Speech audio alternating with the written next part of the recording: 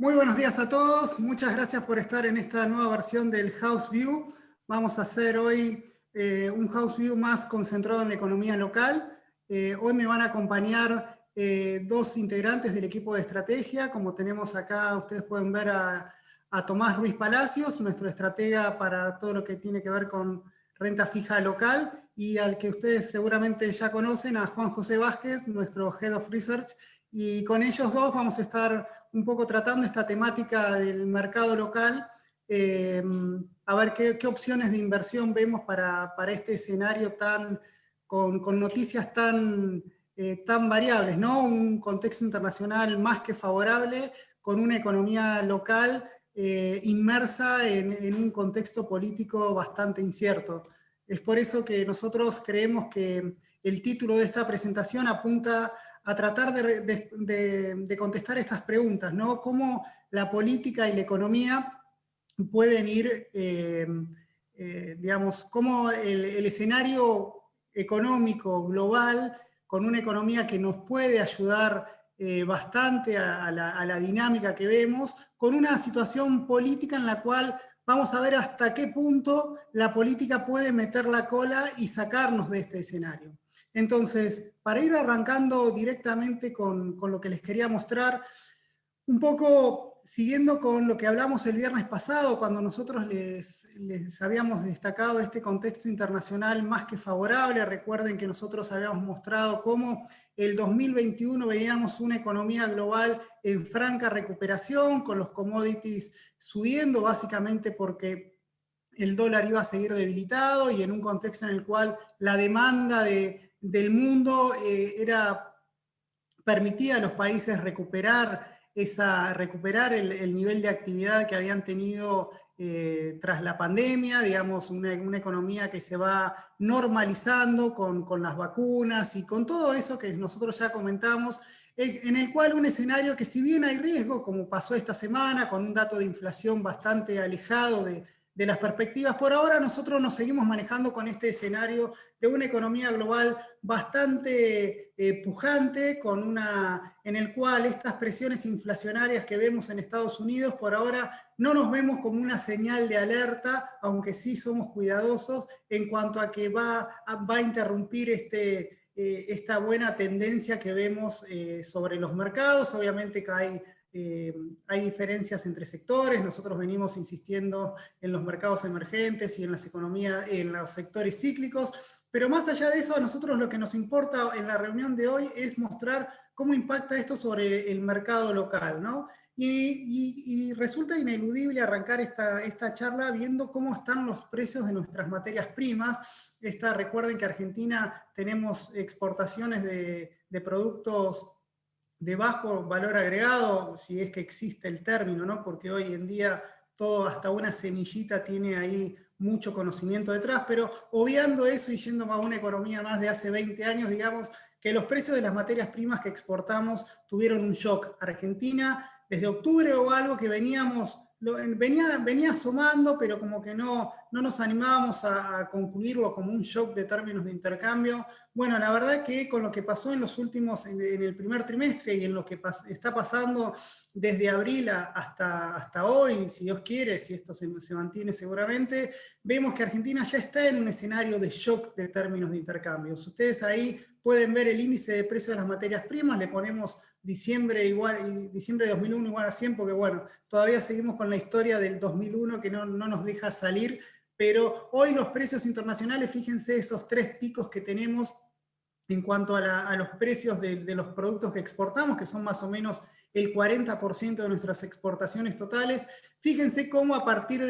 del piso que tocaron hace un año atrás, exactamente hace un año, cuando la pandemia y el gran lockdown global hacía estragos en los mercados y en los commodities no escaparon esta tendencia. Desde entonces los commodities están teniendo una fuerte recuperación, como ustedes lo pueden ver ahí. Fíjense, 324, ya estamos casi en los niveles máximos que tuvimos allá por 2011, pero cuando también lo vemos cómo impacta esto sobre el precio de nuestras exportaciones, los precios de las exportaciones más o menos están aumentando un 25% interanual, y acá está gran parte de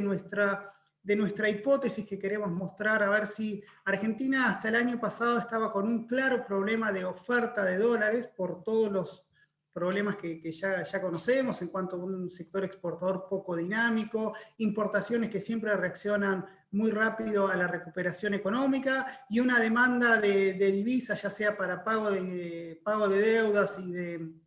y también demanda de ahorro, hacía que siempre el mercado cambiario se seque y esa tensión sobre el mercado cambiario derivaba en cepos, en ajustes de tipo de cambio y en ajustes desordenados de la macro en general. Entonces, lo que estamos viendo ahora, o por lo menos lo que se está consolidando ahora, es este gran alivio que está teniendo la economía local con este fuerte incremento en los precios de sus exportaciones.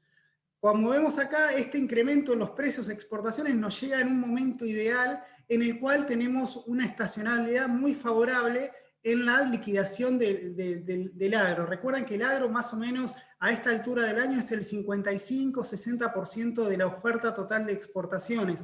Por lo tanto, es el gran protagonista de este momento, ayudado ahí por los precios internacionales.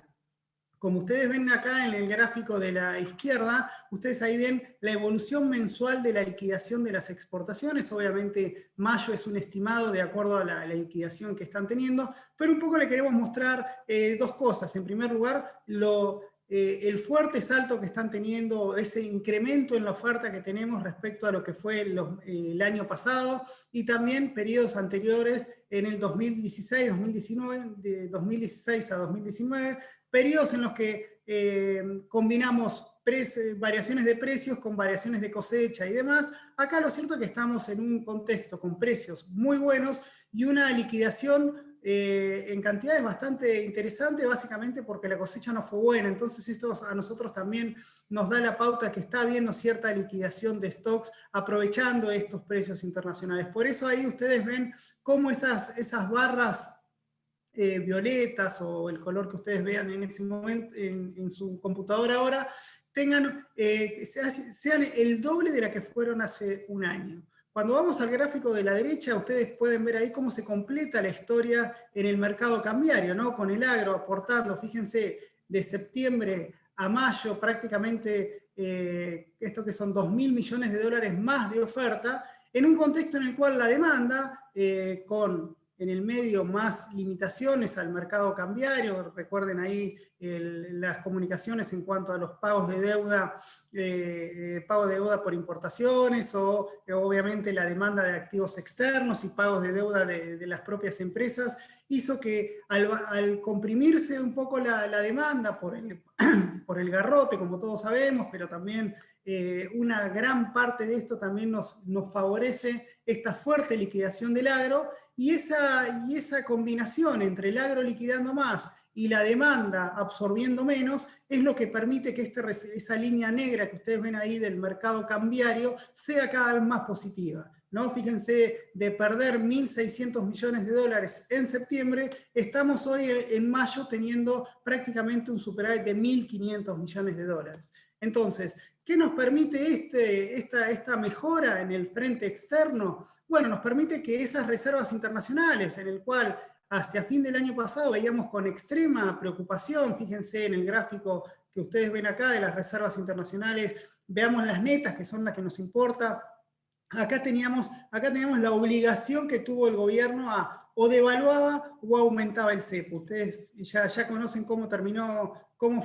qué resolvió el gobierno, y esto es lo que le permitió ese aumento del cepo y lo que nosotros les estamos marcando acá, el fuerte incremento en los precios internacionales, que le permitió recuperar reservas netas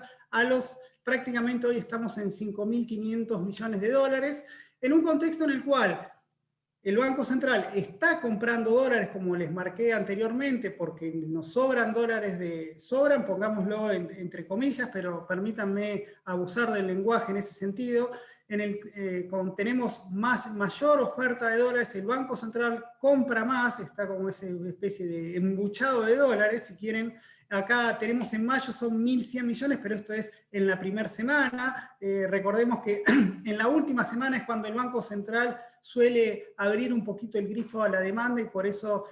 más o menos en nuestro escenario es que el Banco Central en mayo podría comprar entre 1.500 y 1.600 millones de dólares, lo cual para nosotros es un cambio bastante importante a lo que nosotros veníamos, o por lo menos que teníamos previsto hace 3 meses, por eso queríamos comentarles estas novedades que tenemos dentro del análisis. Entonces, todas estas reservas que va comprando el Banco Central, obviamente que una parte se van diluyendo, básicamente en pagos a organismos internacionales, y también ustedes lo que ven ahí, algo que va tomando impulso, o por lo menos que es algo para relojear, que son la venta de títulos que hace el Banco Central para mantener la estabilidad, o por lo menos mantener acotada o controlada la evolución del tipo de cambio implícito que surge en los bonos, como más tarde les va a comentar Tomás y Juan. Entonces, más allá de todas esas intervenciones que está haciendo, al Banco Central le está sobrando esos dólares, y estos dólares son los que nos permiten esta línea Bordeaux que ustedes vienen ahí de esta recuperación. Ahora bien, estamos tranquilos, o por lo menos estamos bien en cuanto a ese escenario de recuperación de reservas internacionales, pero sin embargo estamos bastante lejos de decir que ganamos la batalla, ¿no? Acá fíjense, estos son los vencimientos de deuda solo por organismos internacionales, que nos queda de acá para fin de año. Acá tienen los 2.400 famosos del Club de París, que vencen el 31 de mayo. Esta diferencia que ustedes ven acá ya se pagó, que son los 350 millones que le pagaron al fondo en concepto de intereses. Pero bueno, para lo que sigue, tenemos básicamente el próximo salto va a ser, o la próxima batalla, si quieren, va a ser en septiembre, cuando tengamos que pagar la primera cuota del fondo, y después también en diciembre otros 2.000. Es decir, lo que les quiero marcar ahora es que pese a esta recuperación que tuvimos de las reservas netas, todavía estamos en un nivel insuficiente a la hora de decir Argentina necesita, o si puede atravesar este desierto de financiamiento privado sin la necesidad de acordar con los organismos internacionales. Claramente acá entra un poco el otro punto de nuestra conversación, que es la cuestión política. Si el gobierno está dispuesto, si se va a animar a no acordar con los organismos internacionales, a pesar de que también algo que parece importante destacar, también acá vamos a tener los 4.500 millones de dólares de maná del cielo que nos caen por esos DEG, lo cual le va a permitir al gobierno, a estos 5.500 que les mostré ahora, más los flujos que acumulen en los próximos meses, poder pagar esta deuda al menos con el fondo y el Club de París. Pero bueno, vamos a ver qué hace la política. Recordemos que una parte del oficialismo cree que la deuda, que los dólares no tienen que ser para pagar deudas, sino para reactivar el nivel de actividad en una sociedad que tiene más del 50% de pobreza. Así que ese escenario, esos discursos prestemos atención, porque es parte de lo que se está tejiendo y es la parte política que después más adelante vamos a ver, o por lo menos vamos a intentar dilucidar. Al mismo tiempo que el Banco Central está comprando cada vez más dólares y con una inflación que vamos a ver más adelante no da señales de moderación, el Banco Central lo único que puede hacer, si quieren, es el único intento que está haciendo el gobierno en materia de bajar la inflación, es apostar al atraso cambiario como mecanismo disuasivo de las expectativas. Fíjense, habíamos arrancado el año con una devaluación diaria en promedio del 60-70%, y ya al día de ayer la está bajando al 12%, y seguramente vamos a ver en este contexto de inflación alta y fuerte liquidación de exportaciones que el Banco Central aproveche para mover lo menos posible el tipo de cambio, aunque después de acá vamos a ver en las próximas filminas cómo estas liñitas, estas barras son el gran riesgo que tiene esta estrategia del Banco Central. Al mismo tiempo, bueno, como el Banco Central mantiene esta diferencia entre la dinámica que están teniendo los precios locales respecto a los que tienen el tipo de cambio oficial, hace que el país esté consumiendo parte de ese colchón de tipo de cambio real que tenía hacia fines del 2019, luego de las 3 devaluaciones, o de las 3 grandes devaluaciones que tuvimos durante el gobierno de Macri. Uno, cuando mira el tipo de cambio real en una perspectiva histórica, si bien siempre con cualquier sector que hablemos va a decir que el tipo de cambio está está atrasado. Cuando uno lo mira en términos históricos, o por lo menos tratando de ver todos los equilibrios macroeconómicos, uno dice, a estos niveles de tipo de cambio, a hoy, no parece ser que sea la gran necesidad de un fuerte ajuste devaluatorio. Ojo, con esto no quiero decir que no deban acomodar el tipo de cambio, simplemente estoy tratando de ponerme en los zapatos de las personas que están tomando decisiones y tienen que hacer algo tan políticamente incorrecto como es el ajuste de un tipo de cambio. Por eso es que nosotros creemos que esto es una cuestión política que está dando vueltas a la hora de ver cómo evoluciona el tipo de cambio oficial. Otra de las suertes que tuvimos, afortunadamente, es que no solo este shock de términos de intercambio nos permitió mejorar el frente externo con mayores exportaciones, sino que también tenemos un fuerte incremento en la recaudación por derechos de exportación. Si bien no es, fíjense ustedes ahí en el gráfico de la izquierda, ven cómo eran lo que recaudaba el gobierno mensualmente en términos de derechos de exportación y cómo lo está aumentando ahora. En términos de porcentaje de la recaudación, se duplicó el porcentaje de participación de las retenciones respecto al resto de los impuestos. Y esto ustedes lo ven acá. Fíjense cómo los derechos de exportaciones en términos reales están subiendo al 95%, en un contexto en el cual la recaudación total está subiendo al 44%. Recuerden, este 44% obedece en gran parte a la gran piña que tuvimos acá hacia durante el segundo trimestre del año pasado, por efectos de la pandemia o cuarentena, como les guste llamar, en el cual la economía se derrumbó. Bueno, hoy estamos un poco esclavos de esas variaciones, por eso lo vemos tan alto. Pero bueno, lo cierto es que la recaudación fue gran parte del aumento de la recaudación, y esto le permitió al gobierno, silbando bajito, sin hacer mucho esfuerzo, mejorar, dar cierta conducta, si quieren, en cuanto a la cierta disciplina fiscal. Fíjense, en el primer trimestre de 2020, que es hasta lo que tenemos, donde tenemos datos, que es hasta el primer trimestre, tenemos que el resultado fiscal primario fue acá, tuvimos un 2,1% del PBI, es la más baja tomamos desde 2016, siempre las cuentas públicas, analizarlas en forma histórica tiene sus vericuetos metodológicos, cada uno mete lo que le quiere y saca lo que no le conviene, pero una cuestión bastante homogénea. Acá tenemos que el resultado fiscal respecto al primer trimestre del año pasado tuvo una importante mejora. Acá tenemos tres grandes componentes en esta mejora del resultado fiscal. Tenemos, por un lado, como les dije anteriormente, esta mejora en la recaudación de derechos de exportación. Por otro lado, tenemos lo políticamente incorrecto, y acá tenemos un poco la debilidad de Guzmán, el ajuste del 0,7 a las jubilaciones.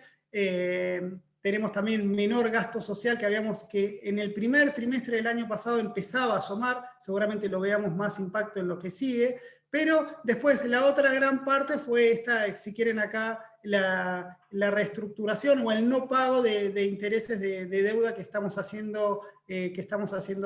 producto de la reestructuración de la deuda del año pasado. En concreto tenemos ahí la buena mejora del contexto externo con algo de mejora en el contexto fiscal. Esto le permitió al gobierno un poco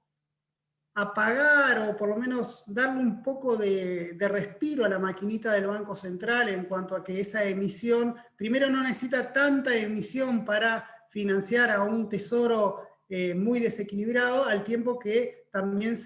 como ustedes lo ven en todos los dailies que les mandamos,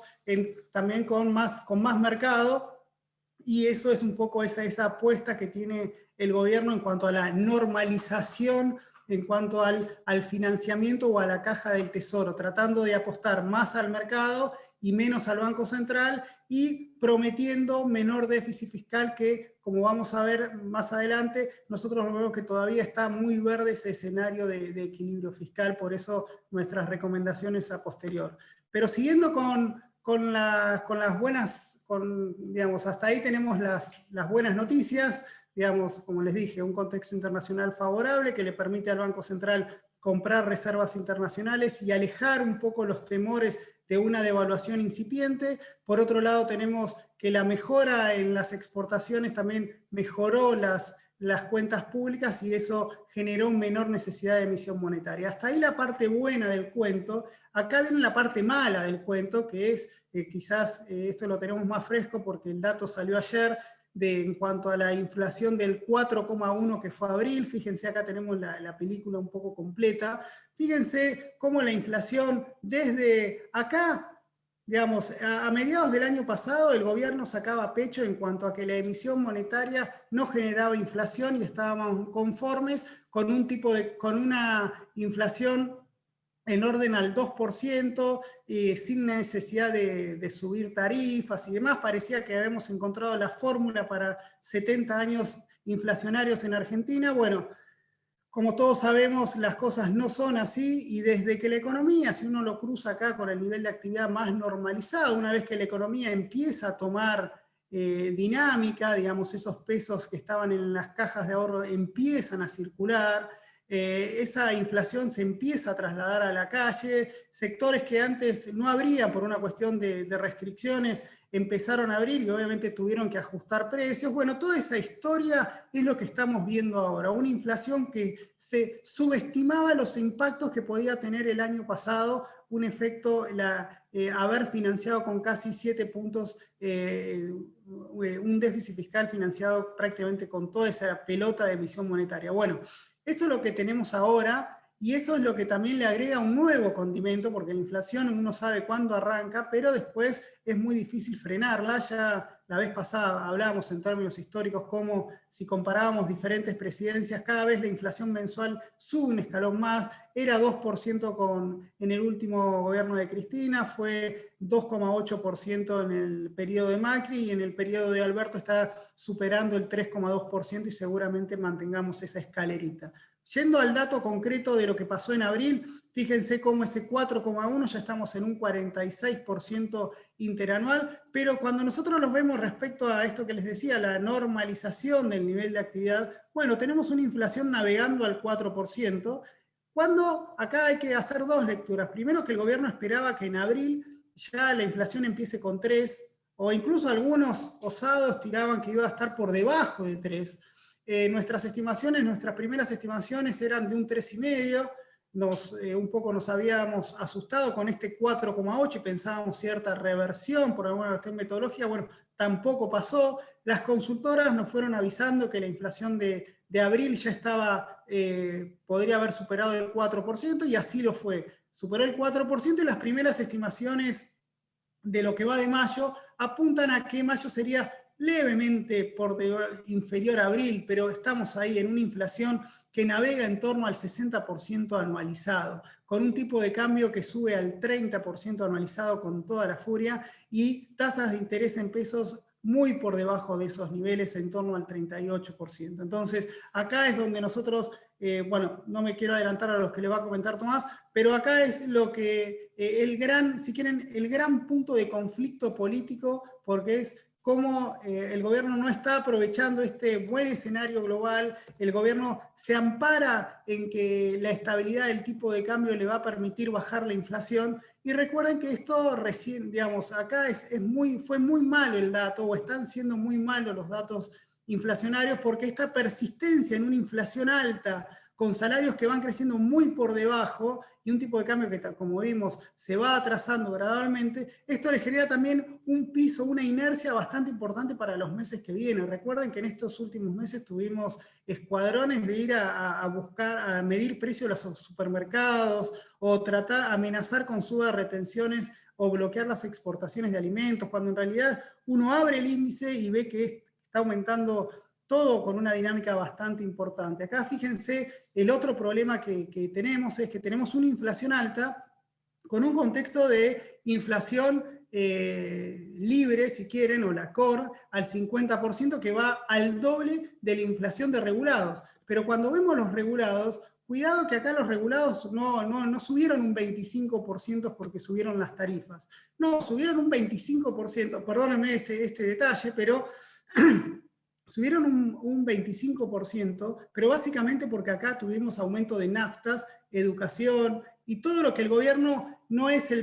no tiene tanta regulación. Acá está el gran problema, sigue estando acá los servicios públicos, que apenas en un año subieron el 3,6%, y prácticamente es lo mismo que subieron los últimos 2 años, con la inflación subiendo. Hagan la cuenta de cuánto acumularon los precios en los últimos 2 años y cuánto subieron los de servicios públicos, y ahí está la pelota que viene en cuanto a la dinámica que puede tomar la inflación si Argentina quiere normalizar este escenario, sus cuentas públicas, y, digamos, tener una inflación que camine sin desequilibrios sectoriales, ¿no? Sin esa puja distributiva que seguramente va a venir, porque recuerden que los salarios, digamos, lo habíamos comentado la semana pasada, o las reuniones pasadas, en las cuales el gobierno apostaba a una inflación del 29%, y los sindicatos bastante afines al gobierno decían que la aceptaban, pero con un asterisco que decía a revisarse a partir de agosto. Y bueno, obviamente las paritarias se van a revisar, y esto va a ser un nuevo, entre paritarias y ajustes digamos, de qué va a pasar con los servicios públicos. Digamos que estamos en un escenario entre el 9 de Basualdo y el 25 de Guzmán, por ahí, digamos, se va a trazar una línea, pero bueno, lo cierto es que esto le va a aportar músculo al IPC, y por eso vemos que la inflación al gobierno le va a hacer, es el gran riesgo que tiene el gobierno. Pero ya para ir a los términos de cuál es nuestro escenario, es decir, yo acá les estoy marcando la parte buena de un escenario global más que favorable, en el cual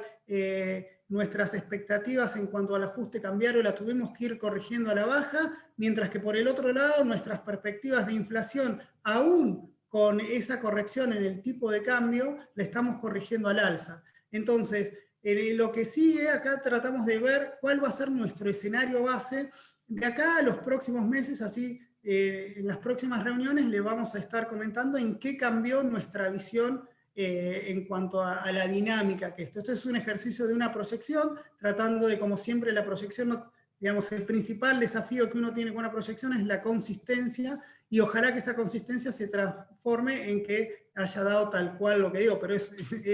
la verdad que es muy difícil. La idea nuestra es básicamente marcar dos rumbos o dos dinámicas. Por un lado, lo que esperamos en el mercado, en el frente externo. Acá nosotros esperamos, es cierto, un segundo trimestre en el cual el Banco Central, lo que va de mayo y junio, también va a seguir comprando dólares, es decir, vemos ese mercado cambiario relajado, y esas reservas netas que hoy están en 5.500, van a terminar el trimestre en 6.300. Para lo que sigue del año, en el segundo semestre, obviamente el mercado cambiario ya termina este veranito, o por lo menos termina esta estacionalidad alta en la liquidación del agro. Vamos a tener también una economía mucho más demandante de importaciones, y el Banco Central ahí va a tener que abrir un poquito el grifo si es que no quiere desborde por los otros mercados, en el cual vemos que sí, que vamos a tener un Banco Central vendiendo divisas, pero en un contexto electoral. Digamos, lo que va a hacer el Banco Central va a hacer que el ajuste, digamos, lo hagan las reservas netas. Por eso está tan apurado en comprar reservas, de manera de financiar la campaña, si quieren, en términos concretos, de financiar la campaña con estabilidad, con estas reservas, para evitar un ajuste brusco del tipo de cambio en un contexto de elecciones, ¿no? Entonces, por eso, digamos, si bien va a ser tenso, obviamente vamos a estar mirándolo con muchos ojos estos números, pero ahí vamos a tener un Banco Central comprando menos. Del otro lado del mostrador vamos a tener cómo viene la cuenta de pesos del Tesoro, y para eso vamos a tener cuáles son nuestras dinámicas en materia fiscal. Recuerden que en materia fiscal también en el segundo semestre se nos acaban, o por lo menos la estacionalidad, esa fuerte liquidación del agro y ese aporte de las retenciones a la recaudación va a disminuir, al tiempo que también ya no vamos a tener ese shock favorable que tuvo la mayor presión impositiva. Recuerden, ahí tenemos el impuesto a las grandes fortunas, tenemos bienes personales, tenemos todo ese aumento de alícuotas que generalmente me pega mucho en el primer semestre, y ya para el segundo semestre, digamos, ahí es como que baja esa espuma, en un contexto que vemos que el gobierno en un contexto nuevamente entre lo político y lo económico, seguramente vemos el gasto para sostener esos subsidios, para hacer la teoría Basualdo. Bueno, ahora salió Máximo que quieren que no suban nada. Bueno, toda esa dinámica, ese comportamiento político que no intenta resolver esos desequilibrios sectoriales, bueno, va a hacer que el gasto siga subiendo, alguien va a tener que pagar esa suba. Por eso vemos también que el desequilibrio, este resultado fiscal que había sido, bueno, esto es en términos de lo que es el PBI, de 0,2% en el primer trimestre, empiece a ganar terreno, un déficit cada vez más alto, y esta va a ser la necesidad de emisión que va a tener el gobierno. Recuerden que esto nos da, estamos trabajando un escenario de déficit fiscal del 4,3% para todo el año. Por eso vemos que vamos a tener un segundo semestre mucho más tenso, por lo menos en nuestras reuniones deberían ser mucho más con los dientes apretados, a ver hasta cuándo aguanta este ahorro de reservas que hicieron para financiar toda este escenario electoral. Por eso acá tomo las palabras de Ignacio Lavaquí, que siempre nos comentaba esto, el election targeting, cómo el gobierno, nosotros creemos que o por lo menos nuestro escenario apunta a que el gobierno va a tratar de ir, esto ténganlo entre 1,5 y 2, una devaluación mensual lo más acotada posible, en un contexto en el cual la inflación difícilmente, o por lo menos no la vemos bajando del 3%, o por lo menos navegando ahí entre el 2,7, 3%, de acuerdo a las proyecciones que manejamos. Y acá trazamos una línea porque en noviembre son las elecciones, y en Argentina nosotros es el election targeting. Obviamente acá puede pasar, tenemos un montón de ruido político, acá tenemos que ver quiénes compiten, contra quién compiten, qué lectura puede hacer, pero nuestro escenario, si quieren, nuestro escenario por la galería, o nuestra ancha avenida del medio, es que las elecciones acá van a ser un empate. No vamos a ver un gobierno desequilibrado, un gobierno debilitado por las elecciones, pero tampoco vamos a notar una oposición fortalecida por este contexto electoral. Por lo menos por ahora hay mucha tela para cortar, hay muchas lecturas que se van a hacer en cuanto al resultado de esas elecciones, por eso más adelante vamos a ver si traemos a personas que entienden de estos temas, pero en términos aritméticos nosotros vemos que ese driver de un contexto político que nos abra la llave a la felicidad, si quieren, por el momento no lo vemos. Y poniendo todo esto en la coctelera para ver, bueno, cuál va a ser, hasta cuándo el gobierno puede tener este desequilibrio entre inflación yendo al doble que el tipo de cambio. Bueno, acá lo vemos, y ponemos todo esto y ponemos nuestro escenario global que les marcamos el viernes pasado con Camilo, en el cual el dólar iba a seguir debilitado, un real brasileño que está en 5,60 y apunta a terminar el año en 4,90, incluso hay algunos más optimistas. Si ponemos todo ese escenario, nosotros creemos que el gobierno está en condiciones de mantener un tipo de cambio real que en términos históricos sigue siendo alto, si es que digamos que esto vale, pero es cierto que me imagino que las novedades le van a decir a la UIA y a todos aquellos que esperan un ajuste del tipo de cambio, bueno, venía a verme después de las elecciones. Por eso creemos que en el principio nuestro escenario nuestro primer esbozo a lo que puede pasar después de las elecciones, en un ni vencedores ni vencidos, creemos que ahí sí podríamos tener un escenario menos político y más económico, en el cual apunte a tener cierta corrección en las variables macroeconómicas. Para cerrar, esto lo van a decir los chicos, nuestro view, que es donde acá vamos a pivotear para las próximas reuniones, continúa nuestro viento de cola. Creemos que los precios internacionales van a seguir buenos, a pesar de que es probable o podamos tener alguna baja del precio de la soja, pero recuerden que la soja ya está en 600, y con que llegue puede bajar hasta 500, que sigue siendo un excelente escenario para Argentina. Son precios muy, muy buenos, en una suba de casi el doble respecto del año pasado y los últimos años, al tiempo que también vemos a Brasil recuperándose, como les dije, con un real apreciándose y una economía que va tomando impulso, obviamente con las precauciones que siempre ponemos sobre Brasil, básicamente por la inestabilidad política que va a tener cuando también se empieza a aproximar un escenario electoral. Vamos a tener con esto un mercado cambiario relajado por estos meses y a partir de entonces el Banco Central va a empezar a gastarse ese ahorro que está teniendo, que está haciendo en estos meses, es decir, como que está acumulando para la seca. Esto también va a hacer que vamos a ese contexto que recién le marcaba con un tipo de cambio subiendo muy por debajo de la inflación, que en términos teóricos es el atraso cambiario, vamos a un tipo de cambio que se va a ir atrasando y eso va a ir aumentando la olla de presión para el día después de las elecciones. Vamos a ver unas necesidades en pesos crecientes, básicamente porque vamos a tener, primero tenemos la pelota de vencimientos de deuda en pesos que tiene que afrontar el gobierno lo que queda del año, al tiempo que, como les mostré anteriormente, va a tener un desequilibrio fiscal en ascenso. Lo mismo vemos que la brecha cambiaria va a estar con presión al alza, porque todos vamos a ver la misma historia, o por lo menos eso suponemos. Y después, finalmente, para concluir y ya dejarlos con Tomás y Juan, nuestro principal argumento acá, además del político en cuanto a ni vencedores ni vencidos, es que no tenemos información y no podemos, y tampoco tenemos el olfato, por lo menos arriesgarnos a pensar que el gobierno va a tener un acuerdo con el Club de París y un acuerdo con el Fondo Monetario antes de las elecciones. Por lo tanto, nosotros vemos que con el Club de París lo que podemos ver, si bien hay algunas novedades o por lo menos hay trascendidos, acá lo que nosotros creemos que esta deuda no se va a, digamos, no se pagaría porque básicamente si quiere el gobierno, digamos, lo pongo ahí como no va a ser un driver. Quizás el gobierno logre un puente hasta las elecciones en el cual el Club de París le pueda plantear cierta, digamos,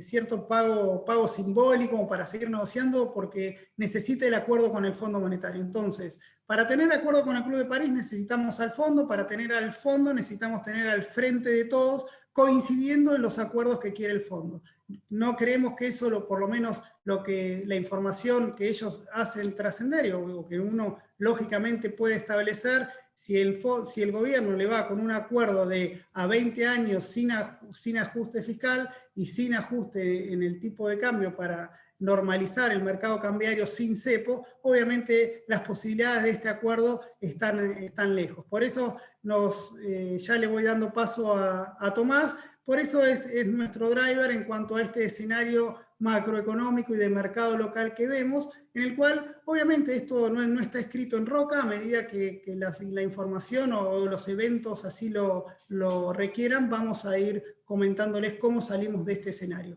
En base a esto es que ahora Tomás les va a comentar cómo están nuestras recomendaciones de inversión para el mercado local. Los dejo con Tomás y después nos volvemos a ver. Muchas gracias. Bueno, ahí entiendo que se ve bien. Bueno, ahora vamos a arrancar a comentar lo que son las carteras en pesos, que son en definitiva la manera de plasmar en inversiones este escenario que muy bien detallaba y comentaba Martín. Bueno, antes de empezar con estas dos carteras, no quería dejar de remarcarles una oportunidad de inversión que surgió ayer tras el dato de inflación. Como les comentaba Martín, el dato del IPC de abril estuvo en torno a 4,1, que estuvo arriba de lo que consideraba el mercado, y esto abrió una oportunidad de inversión en un bono SER, que es el TX21, que vence el 5 de agosto. Ahora después les voy a comentar por qué no lo estamos incluyendo en la cartera, pero tras este dato de inflación está en valores atractivos. Para poner un poco de contexto, este bono técnicamente rinde negativo con respecto a inflación, pero ¿qué es lo que sucede? La manera en que contabilizan estos bonos SER es lo que les hace atractivo, porque lo que es la inflación de abril, que estuvo en 4,1%, va a pasar a reflejarse en el coeficiente SER desde el 15 de mayo al 15 de junio. Y a su vez, los bonos SER devengan este coeficiente hasta 10 días hábiles anteriores a su vencimiento. ¿A qué voy con esto? Y es que por más de que técnicamente su tasa real sea negativa con respecto a inflación, si lo vemos a nivel de tasa nominal anual, al anualizar un periodo de inflación que ya nos aseguramos que es muy alta, este rendimiento es igualmente muy alto y vemos que el mercado no terminó de pasar a precios este beneficio. De hecho, para poner algunos números, si vemos que, por ejemplo, si creemos que la inflación de mayo va a estar en torno a 3,2, que es un supuesto muy conservador, que es lo que espera el reglamento de expectativas de mercado, como Martín muy bien les comentaba, creemos que por el efecto arrastre y por otras variables posiblemente se encuentren algunas décimas más arriba, pero incluso con este supuesto muy conservador terminaría arrojando una tasa nominal anual del 42%, que bueno, de vuelta, es un piso, este 42% es un piso, creemos que puede estar en torno al 45 o 46% de tasa nominal, o incluso un poquito más, por lo cual, si tienen algunos pesos de acá al 5 de agosto, no quería dejar de mencionarles esta oportunidad de inversión, se los repito, es el bono TX21, ajusta por inflación. ¿Por qué no lo incluí en la cartera? ¿Por qué no lo incluimos en la cartera? Bueno, básicamente porque nosotros queremos contemplar lo que son más posiciones estructurales, y esto lo vemos más como un trade que, bueno, quizás ya para la semana que viene se arbitra o no sabemos cuánto puede durar, pero bueno, la idea de la cartera es reflejar más posiciones estructurales. Bueno, paso a comentarles un poco esta cartera de inversión que la llamamos cartera cobertura. Es una cartera, son dos carteras en pesos, esta es la primera. El perfil del inversor que busca, al que busca llegar es un perfil conservador, y de hecho contempla, por ejemplo, para lo que es esas personas jurídicas que no pueden acceder al dólar MEP, contempla esta limitación ya que contiene todos activos en pesos. El 90% de esta cartera está indexado, en su mayor medida a CER, que es el 60%, todo esto en base al escenario que les mencionaba Martín, y bueno, paso a comentarles un poco lo que son los instrumentos que incorpora esta cartera. Primero que nada, hablo del TX22. Este es un bono que consideramos atractivo. Lo que sucede con los bonos SER es que una vez que su vencimiento pasa a cortarse, se arbitran con el resto de los activos en pesos, y entonces, como los activos en pesos de duración corta tienen una tasa real negativa, eh, esta, eh, esta tasa positiva que tienen los bonos SER, por ejemplo, el TX22 ahora rinde inflación más 1%, una vez que se acerca el vencimiento, esa tasa va convergiendo a la baja porque se va arbitrando con el resto de las tasas de mercado, entonces esta menor tasa se genera a través de una ganancia de capital. Creemos que con el TX22, con el pasar de los meses, va a verse favorecido por esto, así que bueno, por eso la apuesta. Después tenemos el TX23, este bono a mí particularmente me encanta, porque bueno, es un bono que vence en marzo de 2023, y lo que tiene es que contempla todo lo que es la inflación de 2022, que es una inflación que consideramos que va a estar alta, posiblemente con un piso incluso del 50%. ¿Por qué es esto? Porque, bueno, como bien les comentaba Martín, la dinámica inflacionaria actual ya es muy preocupante, e incluso es muy preocupante con un dólar muy atrasado, incluso es muy preocupante con tarifas atrasadas, con precios controlados, y si con todas estas variables de ajuste incluso la dinámica es tan preocupante, creemos que en 2022 indefectiblemente le marcan un piso muy alto, y más teniendo en cuenta dos otros puntos, que es primero el acuerdo con el FMI, que bueno, como les comentaba Martín, posiblemente no lo veamos hasta después de las elecciones, pero una vez finalizadas las elecciones creemos que el gobierno va a verse obligado a llegar a algún tipo de acuerdo. No vemos que va a ser un acuerdo un típico acuerdo con las características ortodoxas de los acuerdos con el FMI, pero incluso así va a haber que hacer concesiones, y vemos que va a haber que ajustar algunas variables como el tipo de cambio, y las tarifas, y esta definitivamente va a repercutir en una inflación de 2022 que va a ser fuerte, y por eso este bono del TX23 nos gusta, porque encima vence con una ventana de tiempo prudencial antes de las elecciones nacionales de 2023, que bueno, son eventos que pueden impregnarle un poco más de volatilidad a los activos. Y también otra razón de por qué vemos estos ajustes en 2022 es que bueno, el año 2023, al ser un año electoral, generalmente suelen guardarse fichas para política expansiva en ese año, y bueno, indefectiblemente si el gobierno busca realizar una política expansiva en ese año, en 2022 va a tener que realizar el ajuste para dar ese margen. Pasando a los dólar link, y siguiendo con este escenario, nosotros tenemos un 30% de la cartera, pero es con una duración más enfocada a 2022, que bueno, siguiendo con lo que menciono, esto del ajuste del tipo de cambio postelectoral, vemos que la parte de dólar link pasa a tener sentido más cuando tiene una duración larga. Por eso el T22, que es un bono soberano que vence el 29 de abril, vemos que se va a beneficiar de este ajuste de tipo de cambio postelectoral. Y después tenemos un fondo que es el Delta Moneda, que con ciertas características es una buena manera de complementar el TD22, ya que incorpora activos, por ejemplo, obligaciones negociables, dólar link, o también genera sintéticos, por ejemplo, comprando activos SER y comprando dólar futuro, y de esa manera generas un sintético dólar link. Es una buena manera de complementar la exposición a lo que es el asset class dólar link. Y por último tenemos un 10% de lo que es tasa fija, que básicamente lo vemos como una especie de fondo de liquidez que todas las carteras tienen que tener, que bueno, ahí hay un fondo de inversión, un money market, después tenemos el Cohen Renta Fija Plus, que es un tema uno que busca algo, instrumentos que rinden un poco más de tasa, y después tenemos un puchito de TO21 que es un bono tasa fija. Pasando a la siguiente cartera, que es la cartera balanceada, esta cartera, si bien se basa en el pilar estructural de la cartera de cobertura, incorpora algunos activos que tengan un poco más de riesgo. Como vemos ahí, es un perfil de inversión más moderado. Por ejemplo, incluye el TO26 en lo que es tasa fija en vez del TO21. El TO26 es un bono que viene rindiendo muy bien y mirando hacia adelante también tiene una tasa nominal muy buena. Vemos ahí que es de un 48%, que es una tasa muy alta. Obviamente este es un bono que incorpora un mayor riesgo y por eso no nos gusta sobreponderarlo, pero bueno, con una exposición prudente nos sentimos muy cómodos. También incorpora un poco el TX24, que es un bono SER que bueno, tiene un poco más de rendimiento real que el TX22 y el TX23. El TX24 rinde 4,4% por encima de la inflación, o sea, es un rendimiento muy bueno, pero de vuelta, al ser vencimientos más lejanos, no nos gusta tampoco sobreponderarlo. El TX24 asignamos un 10%, que es un valor que nos sentimos cómodos. Y por último también tenemos un 20% de lo que es CDRs. Tenemos primero lo que es la cartera A, que es una cartera que a través de CDRs busca replicar lo que es el índice de Standard & Poor's 500 de Estados Unidos. Y después tenemos una segunda cartera, que es la cartera C, que es CDRs más cíclicos, de empresas cíclicas, que lo que buscan es beneficiarse de este contexto que, bueno, les explicaba Martín y Camilo en el House View de la semana pasada, este contexto global de expansión económica acompañada con inflación. Estas empresas se verían favorecidas. Acá pasamos a comentarles lo que es el rendimiento que vienen teniendo las carteras. Como podemos ver, contra el benchmark de las carteras, nuestro benchmark es un 50% Badlar, que vendría a representar lo que son los plazos fijos, 25% dólar, 25% evolución del tipo de cambio y 25% de inflación. O sea, buscamos compararnos con lo que es la cobertura del inversor característica, y como podemos ver, consistentemente nuestras carteras le ganan al benchmark. Mirando los últimos 6 meses, le sacan una buena distancia, los últimos 5 meses le ganan en 4,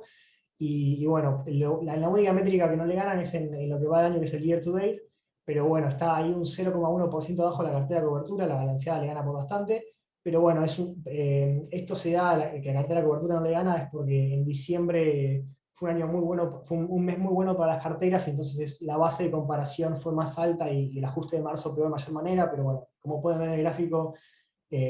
consistentemente vienen superando el objetivo de las carteras. Y para finalizar, les quería comentar una última idea de inversión. Es una oportunidad que posiblemente ya la hayan escuchado, que es el famoso sintético que se da entre el bono dólar link T2B1 y el contrato de ROFEX noviembre, que da una tasa muy alta del 48%, que está bastante por encima del resto de los instrumentos en pesos de similar vencimiento. ¿Cómo funciona este sintético? Nosotros tenemos por un lado lo que es el bono dólar link 2021. Nosotros, al comprarlo, obtenemos una exposición a lo que es el dólar el oficial A3500, que es la cotización de referencia. Por el otro lado tenemos el contrato del dólar futuro de ROFEX que nosotros estamos vendiendo. Entonces nosotros también obtenemos una exposición al dólar A3500, pero que es negativa. O sea, como nosotros somos vendedores de dólar futuro, es inversa. Entonces, estas dos exposiciones, comprar el bono dólar link y vender el dólar futuro de ROFEX, lo que sucede es que ambas exposiciones al dólar se terminan neutralizando, pero con la salvedad de que el dólar futuro lo que hace es ya pacta un precio del dólar futuro, que en este momento está en 115. Ahí están los 3 escenarios que ahora se los voy a comentar. Pero bueno,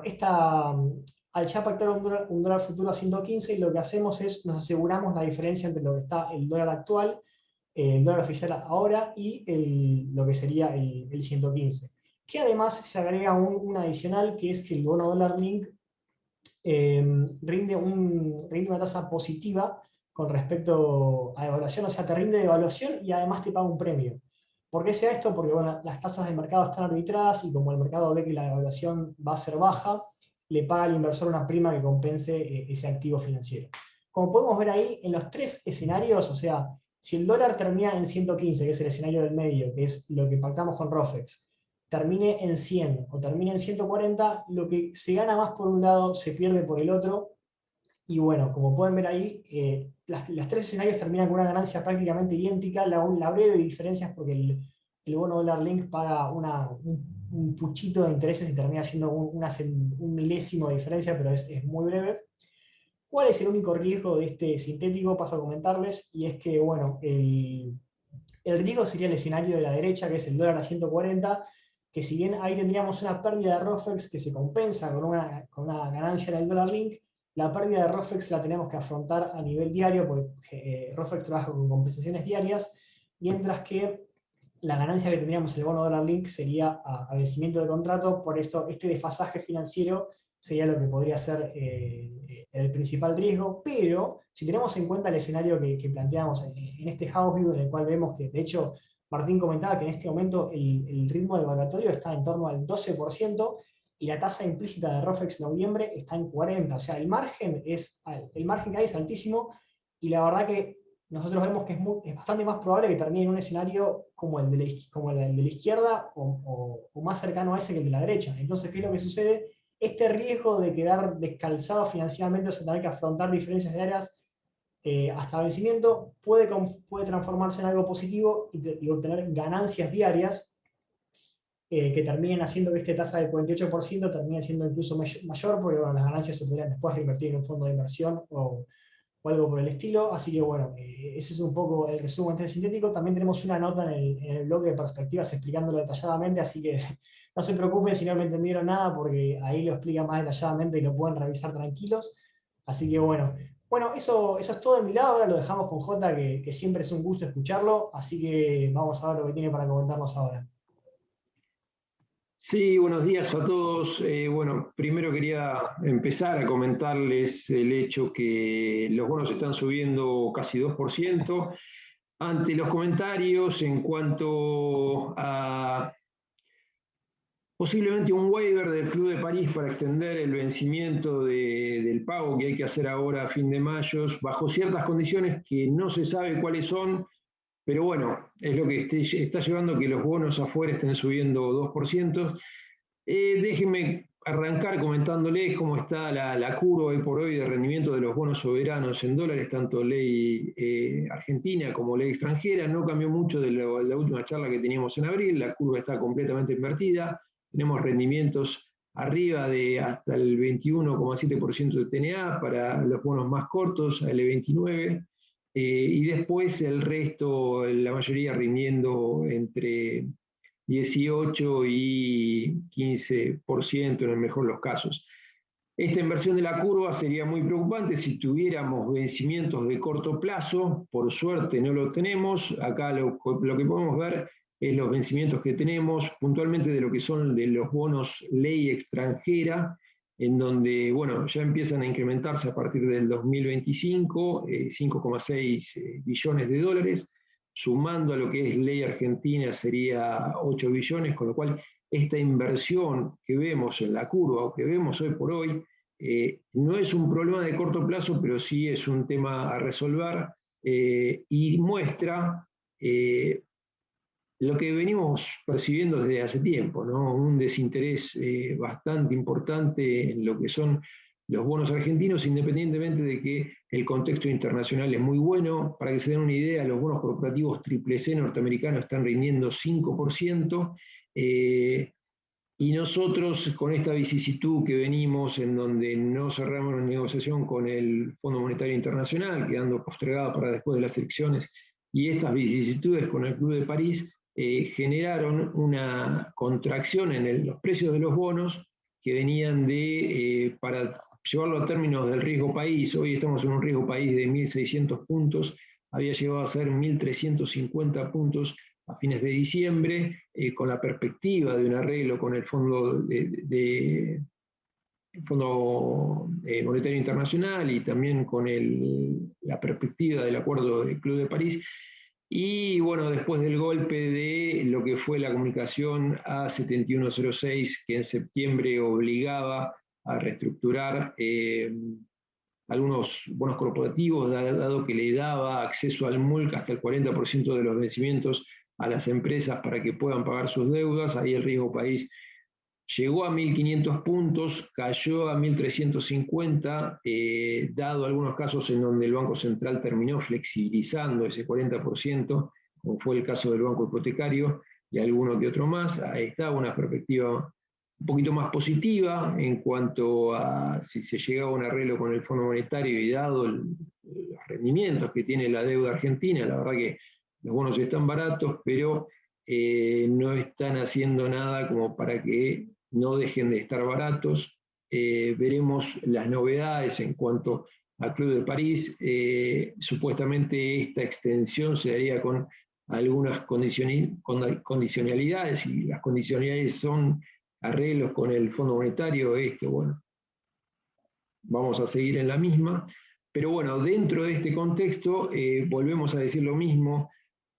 Como para iniciar nuevas posiciones en los bonos soberanos, yo esperaría el quiebre de riesgo país de los 1.500 puntos. 1.500 puntos había sido una resistencia cuando pasó lo de la 7106, después se contrajo a 1.350, lo quebró, ahora están en los niveles de 1.600. Yo volvería a ver, o sea, tomaría más posiciones en bonos soberanos solamente si el riesgo país cae de 1.500 puntos. Y bueno, dentro de lo que son las posiciones de los bonos soberanos, sí hay que tener en cuenta algo muy interesante, que es que a partir del 9 de julio empiezan a devengar tasa, con lo cual empiezan a tener un interés corriente alto, en el caso de los bonos puntuales del canje 2005, y estos bonos, estamos hablando del caso del AE38 y el GD38, que eran los que anteriormente operaban con los Tiger Dica y Dizzy, como los casos del AL41 y el GD41, que antes eran los pare y pari. En estos casos tienen que tener en cuenta que a partir del 9 de julio comenzarían a devengar una tasa semestral de interés cupón del 1%, que se percibiría el 9 de enero del 2022 y el 9 de julio del 2022, y después ya en el 2023 cobraría una tasa de interés cupón de 1,94, teniendo en cuenta que están con paridades de $33.40 el AE38 o el $38.60 en el caso del GD38. El interés corriente llegaría en el 2022 a niveles poco inferiores del 6%, pero bueno, significativos, y ya arriba de 2 dígitos, arriba del 10% para el 2023, con lo cual comenzarían a ser atractivos. Intuimos que va a haber fondos, más que nada hedge funds, tratando de posicionarse en estos bonos, dado la renta del interés corriente que percibiría. Y en el caso del AL41 y el GD41, este interés cupón pasa a ser del 1,25 semestral en el 2022, 1,75 semestral en el 2023, con lo cual también en el 2023 empezarían a tener interés corrientes de arriba de 2 dígitos, 10,84 en el caso del L41 y bueno, 9,7 en el caso del GD41. En tanto que los bonos, tanto 2030, 2035, seguirían con cupones muy bajos, en el caso del 2030, 0,25, 0,38 en el 22 y en el 23, y el 35, 0,56, 0,75 en el 22-23, con lo cual el interés corriente seguiría siendo muy bajo. Lo que recomendamos es de tener, en caso de tener AL30 o AL35, migrar a los bonos del canje 2005, AE38, AL41 o GD38 o GD41, ya que bueno, estarían percibiendo hasta este cuello de botella que se puede dar en el 2025, por lo menos arriba del 30% de la inversión, y tendría un cash flow muy superior al resto de los bonos. Por último, bueno, acá pueden ver el cuadrito de la inversión recuperada en los años con el cash flow creciente que van a tener los intereses de los bonos. En esta perspectiva de que nada más se van a necesitar 2.600 millones en el 2024, y bueno, ya hay 5.600 en el caso de los bonos ley extranjera, sumado a casi 2.000 millones de dólares para los bonos ley argentina, con lo cual implicaría desembolso de casi 8.000 millones de dólares en el 2025. Déjeme comentarle algo que le venimos diciendo dentro de todo. Hay un periodo de la curva, hay un sector desde acá hasta el 2024 en donde hay muchos bonos subsoberanos con provincias con buenos datos fiscales y con un nivel de solvencia mucho mayor a lo que es el Estado soberano, que dado que el riesgo que tienen es el acceso a los dólares que le tendría que dar el Banco Central, en estas circunstancias hasta el 2024 no creemos que haya problemas, por eso volvemos a comentar los casos que comentamos en abril del año pasado, en abril de este año, hace 30 días. Vemos como muy interesante la inversión en casos como Santa Fe. Santa Fe tiene un bono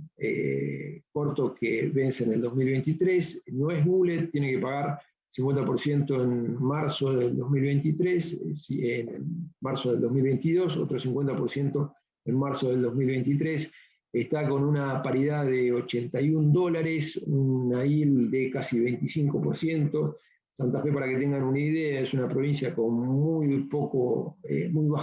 nivel de deuda, tiene deuda por 740 millones de dólares, tiene caja en el sistema financiero local por 670 millones de dólares, a lo sumo también cerró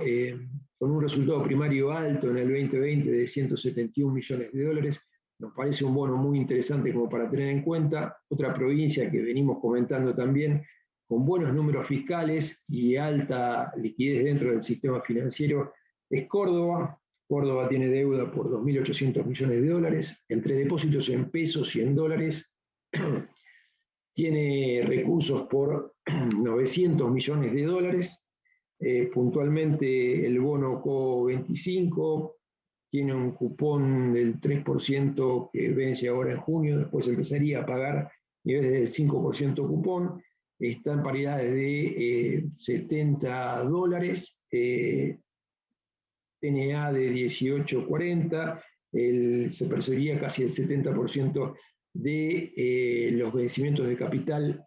antes del 2025. Me parece que es una opción interesante, obviamente, contemplando los activos de ley extranjera. Lo que es operatoria MEP, me parece muy interesante comentarle lo que le vengo comentando del CO26. CO26 es un bono que ahora vale 59 dólares, está con una paridad de 85 dólares, tiene una TNA de casi 14%, estaría cobrando 56 dólares de acá a fin del 2024, con lo cual queda un residual de casi 25 dólares. La verdad que tiene un interés, condice una TNA de 14%. Vemos como una alternativa muy interesante, dado que no es necesaria una lámina mínima como para estar invertido. Y bueno, Córdoba, a la liquidez que tiene, los números fiscales son muy buenos. El superávit financiero a fin del 2020 fueron de 270 millones de dólares. No tiene grandes pagos de deuda hasta el 2023. Lo que es el CO26, los servicios de deuda, son de 14 millones de dólares trimestrales. No vemos riesgo por ahí. Me parece una buena opción como para tener en cuenta. Acá podemos ver lo que son las yields y las paridades de las principales provincias. Y bueno, hay casos dentro de todo muy atractivos en cuanto a los yields, pero con un poquito más de riesgo, como para mirar, como son los casos de Mendoza y Salta. No quiero extenderme mucho más. Así tratamos de terminar el call antes de las 11, pasando a lo que es acciones. Lo que podemos decir es que en la performance relativa respecto a los bonos, las acciones anduvieron un poco mejor. Fíjense, haciendo un paralelismo a lo que les comentaba con el tema del riesgo país, tuvimos después del arreglo de la deuda, en donde la curva de rendimientos estaba en niveles del 11%, el Merval cotizando a 400 dólares con la 7106, el riesgo país se fue a 1.500 puntos, ahí el Merval terminó cayendo en niveles de 280 dólares, tuvimos la recuperación a fin de diciembre, en parte por bienes personales, en parte por mejoras de expectativas. Ahí se nos fue a $400 el Merval. Y bueno, con el riesgo país yendo de 1.350 puntos a los actuales 1.600, el Merval está en $334. Lo que vemos en el gráfico superior derecho es obviamente la correlación entre riesgo país y el Merval, en donde es claro que para ver una suba fuerte de lo que es el Merval en dólares necesitamos una caída de riesgo país, y que bueno, va a depender muchísimo de que por lo menos el gobierno haga una trayectoria fiscal, arregle con el Club de París y se terminen estas disidencias dentro del gobierno en cuanto, bueno, obviamente quien maneja el poder prioriza las elecciones de corto plazo y no la solvencia fiscal del país, bueno, que es la batalla que venimos teniendo siempre. Volviendo a lo que es el Merval, esta, de alguna manera, rendimiento relativo superior que tuvieron las acciones respecto a los bonos, también es importante destacar que lo hicieron a pesar del proyecto de impuesto a las ganancias a las empresas, en donde, si bien se esperaba por el proyecto acordado en la presidencia de Macri que el impuesto a las ganancias de este año pasa a ser del 25% contra 30% del año anterior, hay un proyecto de ley para reformarlo, llevarlo al 35% y gravar 7% de lo que son dividendos, con lo cual la presión efectiva fiscal podría llegar a ir a una tasa del 40%. Obviamente es un proyecto muy malo para las empresas, pero bueno, a pesar de todo, pudieron performar un poquito mejor las acciones que los bonos. Y en cuanto a recomendaciones, voy a comentarle básicamente lo mismo que hablábamos en abril. Tengan en cuenta, es muy interesante lo que está pasando con el precio de la chapa en el mundo. Fíjense, en el gráfico pueden ver lo que es el laminado, la chapa laminada en caliente. En Estados Unidos se está cotizando en niveles de $1.500 la tonelada, muy por encima de los $600 que tuvo en los mínimos del año pasado y los $1.000 con los que había arrancado en el año. Lo que podemos ver en el gráfico es el market cap de Ternium internacional, que está en valores de 7.9 billones, y en naranja Ternium Argentina, que está en valores de 1,6 billones. Hay una correlación muy alta por posiciones cruzadas que tienen ambas compañías. Recordemos que Ternium México controla Ternium controla Ternium Argentina con el 68% del capital social. A su vez, Ternium Argentina tiene el 28,7% de Ternium México y 3% de Usiminas, con lo cual suelen estar muy correlacionados las cotizaciones de ambas especies. Lo que estuvo pasando, obviamente, por las circunstancias que vemos en el mercado local, es que esta dispersión se abrió muchísimo, y está generando una muy buena oportunidad, teniendo en cuenta que tranquilamente la compañía podría estar valiendo neto de su caja un importe similar a los que podría llegar a tener de utilidad neta en este año. Hoy por hoy la capitalización bursátil de Ternium Argentina es 1.600 millones de dólares, tiene una caja neta de deuda de 293 millones de dólares, tiene una posición muy fuerte de inventarios de 651 millones de dólares. Por la bajada del río Paraná, en el cuarto Q del año pasado agotaron los inventarios, los repusieron de forma muy fuerte. En el primer Q, prácticamente toda la caja que ganaron en el primer Q, que fue un Q muy bueno, con ganancias de casi 250 millones de dólares en el trimestre, fue invertido a mineral de hierro. El mineral de hierro voló de un promedio de $150 la tonelada, se fue hasta $210, y ahora está cayendo un poco a niveles de $190. Me parece que, dadas las circunstancias particulares del mercado del acero, que obviamente no son normales, pero se pueden extender en el tiempo, hay que aprovechar. Déjeme comentarle esto, no quiero emplearme mucho más, pero Lo que está pasando en el precio de la chapa, por lo cual subió, lo que subió de casi $1.000 a $1.500, se dieron por circunstancias muy particulares. Uno, lo que está pasando con el mineral de hierro. El mineral de hierro explica casi el 25% del costo de la producción de la chapa. Se necesita 1,6 toneladas de mineral de hierro para hacer una tonelada de chapa. Y otra por la circunstancia de oferta y demanda. La demanda está volando la construcción en el mundo, y la oferta está trabajando a un porcentaje de capacidad de utilización inferior a los que tenía antes de la pandemia, porque se han apagado altos hornos, y volver a poner en producción esos hornos implica un trabajo de reconstrucción de los hornos, que implica costos entre 40 y 50 millones de dólares por cada horno. Por eso es que, a pesar del nivel de demanda que hay en el mundo, el porcentaje de utilización de la capacidad instalada está en niveles del 78% contra el 82% que estaba antes de la pandemia, con lo cual estas son circunstancias inusuales. Están proyectados que tengan márgenes de casi $300 en el caso de Ternium México por tonelada, contra un promedio lógico de $160 por tonelada. Estamos hablando de margen EBITDA sobre ventas, con lo cual me parece que es un activo muy interesante a tener en cuenta, y estas circunstancias van a potenciar no solamente las ganancias que va a tener Ternium por las actividades locales, sino también por la participación de Ternium México, que a partir de junio empieza a ampliar la capacidad de producción por unas inversiones muy grandes que hicieron, que le permitiría elevar en 4,4 billones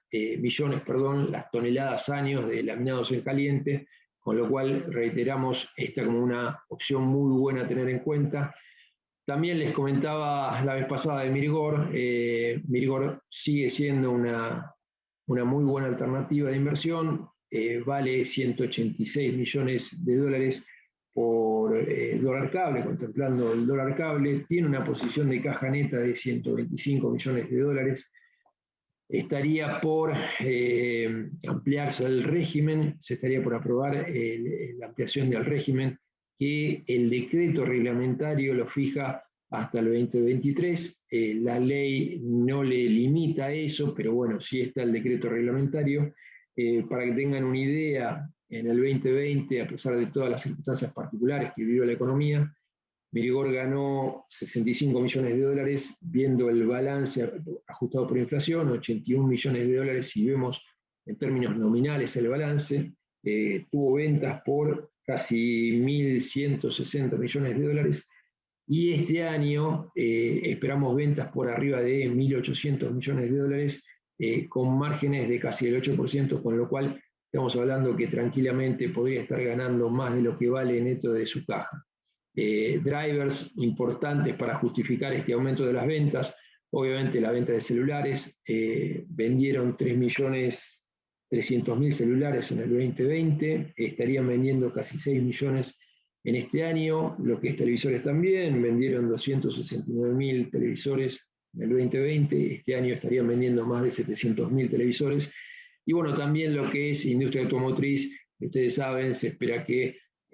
se fabriquen 450.000 autos en este año contra 225.000 del 2020, y ahí, tanto por lo que es los equipos Infoentertainment y lo que son aire acondicionados, debería verse una suba muy importante en cuanto a los niveles de facturación. Bolsas y mercados S.A., bueno, dentro de todo, hasta que no veamos una caída de riesgo país, hasta que no veamos riesgo país por debajo de los 1.500 puntos, yo iría en lo que es dentro del sistema financiero alternativas de alguna manera mucho más confiables o mucho más seguras. Acá tenemos a Bima. Bima está valiendo 365 millones de dólares, tiene activos financieros propios en carteras por casi 205 millones de dólares. Los últimos trimestres estuvo comprando dólar cable. Esa compra de dólar cable le estuvo generando una pérdida contable que hace que el EBITDA que figura, por lo menos en los balances no ajustados por inflación, sean menores a los reales. Si uno ve los balances ajustados por inflación, tiene un impacto en el hecho de que toda la posición de dólar termina ajustando por tipo de cambio nominal, y en contextos donde la inflación supera la devaluación del dólar, hace que tenga pérdidas contables cuando en realidad no las tienen. Por eso hay que ver el balance en términos nominales, como para tener una idea de cómo está la empresa, y yendo al balance en términos nominales, con los ajustes que tenemos que hacer por estas operaciones que están haciendo por dólar cable, podemos ver que todavía la compañía está operando con niveles de EBITDA ajustados de casi 60 millones de dólares, con lo cual neto de la caja estamos pagando 160 millones de dólares, EBITDA de 60 millones de dólares. Para un monopolio como la Caja de Valores me parece una muy buena alternativa, más teniendo en cuenta el crecimiento que se viene dando en el mercado. Lo que es operatoria de renta variables está volando, básicamente por la operatoria de CDRs. Estaría por aprobarse, o se quiere aprobar, la posibilidad de operar ETF en el mercado local. Eso se está hablando en la CNB, ojalá se dé, sería un driver muy importante. Y bueno, lo que es renta fija, prácticamente por las operaciones de CNB, que crecieron 270%, como por lo que crecieron las operaciones en lo que es el segmento garantizado, que crecieron 70%, hoy por hoy Vima concentra el 75% del market share de todo lo que es la operatoria de renta variable. Y bueno, también lo que es caución está generando un fuerte impulso a las rentas por ese lado. Con lo cual, es una alternativa interesante. Hay más también, hay que ver en los casos de Loma, que lo mencionamos reiteradamente, está cotizando con enterprise value de EBITDA de 3. También está el caso de Vista, que estaría por tener una EBITDA de casi 350 millones de dólares con este precio del Brent, y cotiza enterprise value de EBITDA de menos de 2, uno de 70 proyectado. Pero bueno, no me quiero extender mucho más de tiempo. Me gustaría que cerremos con esto. Cualquier cosa vamos a ver en el informe que vamos a subir, algún resumen de todo esto que estamos diciendo. Y bueno, con esto termino mi presentación. Muchas gracias, Juan. A ver si tenemos, ahí estamos. Bueno, muchas gracias a todos los que participaron. Creo que les hemos dado información para que dijeran. Así que de nuestro lado, muchísimas gracias nuevamente. Gracias por participar en estos House View. Y nos estamos viendo el próximo mes, seguramente con más novedades y ojalá que sean con buenas noticias. Así que del equipo de estrategia los saludamos y muchísimas gracias. Chau, chau.